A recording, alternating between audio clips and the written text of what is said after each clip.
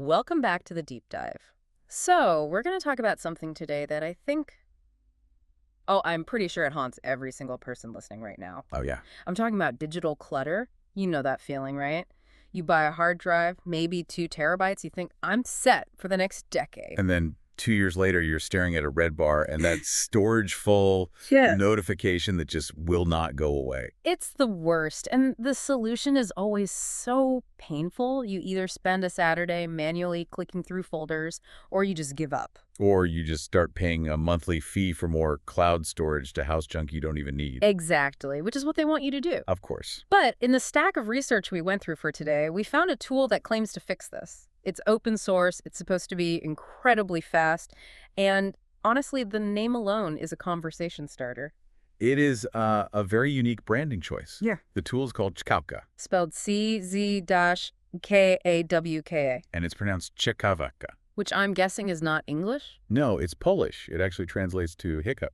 Hiccup. You know, that's surprisingly fitting for a cleaning tool. It really is, if you think about it. A hiccup is this annoying involuntary interruption. You just want it gone. Yeah. And that's exactly how the developer seems to view these junk files. They're just temporary interruptions that need to be cleared out. So our mission today is to see if Czkawka or hiccup actually lives up to the hype. We're not just talking about a delete button here. This is a multifunctional app. And just to make things confusing, it's apparently evolved into something named after a deep-fried roll. Krokiet, which Yeah. is Polish for croquette. Right. We'll get to the food metaphors later. First, let's look at the engine, because the documentation makes a very big deal about how this thing is built. That's really the key differentiator here. I mean, there are a million duplicate finders out there. But Czkawka is written in Rust. Okay, we see written in Rust everywhere these days. It's almost a meme. For the listener who uses software but doesn't, compile it, why is that a game changer? Well, think of Rust as a sports car, but one with incredible safety features built right in. The documentation points out that Czkawka is memory safe and almost 100% unsafe, code-free. Let's unpack memory safe. What happens if a program isn't memory safe? So in older languages like C or C++ dump, the programmer has to manage the computer's memory by hand. Yeah. If they make a mistake, the program crashes. Or worse, it creates a security hole. Okay. Rust just handles that automatically. It prevents those kinds of crashes before the code even runs. It's just incredibly strict about it. So it's stable, but what makes it fast? The speed comes from how Rust handles doing multiple things at once. Czkawka supports multithreading. Meaning it uses all the cores in your processor at the same time. Exactly. Most cleaners are like a single cashier at a supermarket, scanning every item one by one. Czkawka opens up 10 lanes at once. It scans your drive in parallel. That's why they call it amazingly fast. And this works on more than just one operating system, right? Oh yeah, it's platform agnostic, Linux, Windows, macOS, even FreeBSD. The engine works the same everywhere. Okay, before we dive into the toolkit itself, there's one feature that was highlighted that I think matters more now than ever. 2 words. No spying. This is huge. So many free cleaning tools are out there, but you know the saying, if the product is free, you are the product. They're scraping your data. They're scraping your data, your habits, maybe even your file names. Czkawka explicitly states it has no internet access, it doesn't phone home, it doesn't collect user info. It's just a local tool on your machine. It's like a cleaner who signs an NDA and leaves their phone in the car. That's a great way to put it. Okay, so we have a secure, high-speed engine. Let's talk about what it actually does. Because Yeah. the feature list feels less like a broom and more like a forensic investigation kit. That's a fair assessment. It goes way beyond just deleting files. Let's start with the bread and butter. Duplicates. Most of us just look for copy of in a file name. Right, which is the amateur way. Czkawka gives you 3 layers. You can search by file name, sure, or by size. But the gold standard is the hash check. Break that down for us. What's a hash check? It's basically a digital fingerprint. The tool runs an algorithm on the file's data to generate a unique string of characters. If I take a photo, rename it, move it, change the date, the hash stays identical. So you can't hide from it. Not if the data is the same. And because of that rest efficiency, it can compare hundreds of thousands of these fingerprints incredibly quickly. Then you've got the empty tools, empty folders, empty files. This is for the real neat freaks. Yeah. You know, when you uninstall software and leaves behind ghost directories, Czkawka finds and snips off those dead branches. It also finds 0-byte files, files that exist but have literally no data. And big files, which seems pretty self-explanatory. It is, but it's so important.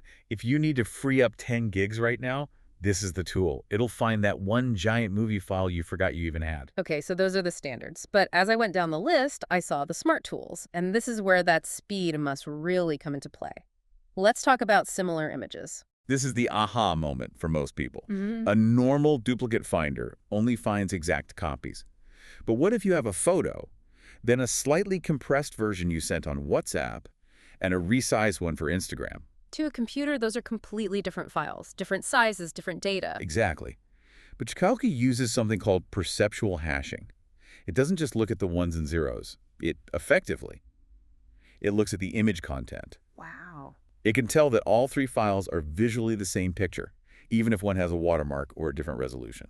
That's incredible for photographers. I mean, culling a library is a nightmare. It saves hours, and it lets you choose which one to keep, usually the highest quality one. And it does the same for video. It does. Similar videos. This is computationally heavy, sampling frames from videos and comparing them.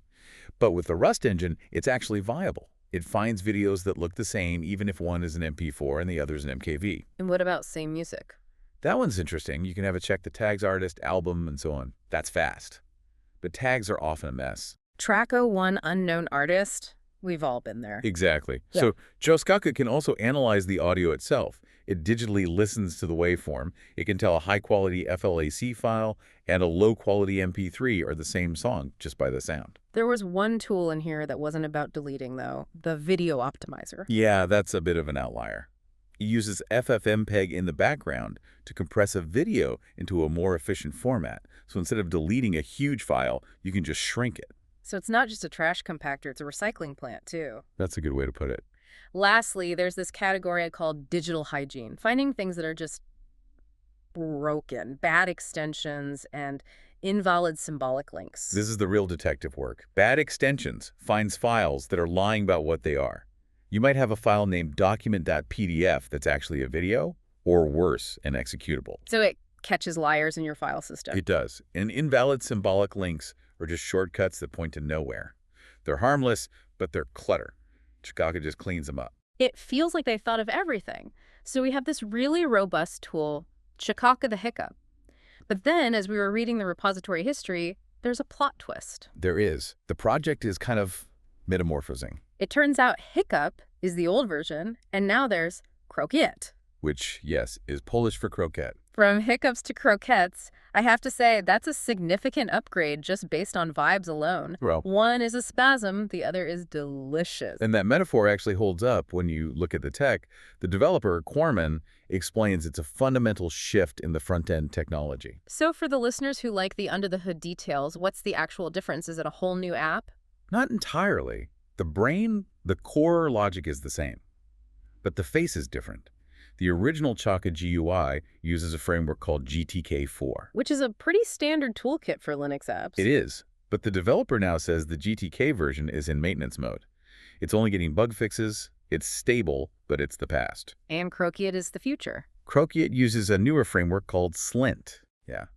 Slint is designed to be really simple, multi-platform, and fast.